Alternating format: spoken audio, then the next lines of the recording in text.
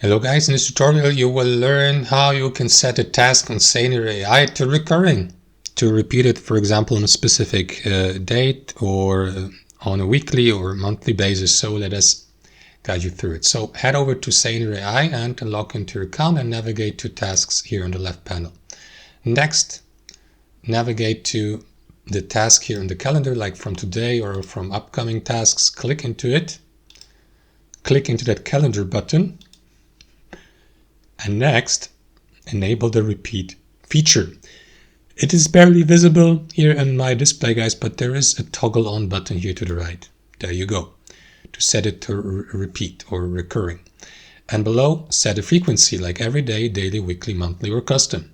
I will go with custom and say, for example, every Tuesday and every Thursday and every Saturday. Click into confirm. And that's it. The task is now recurring. You will see that by that icon here, starting with the next scheduled date. Confirm by clicking into update or to save these changes. And that's it. Thanks for watching and I'll see you next time.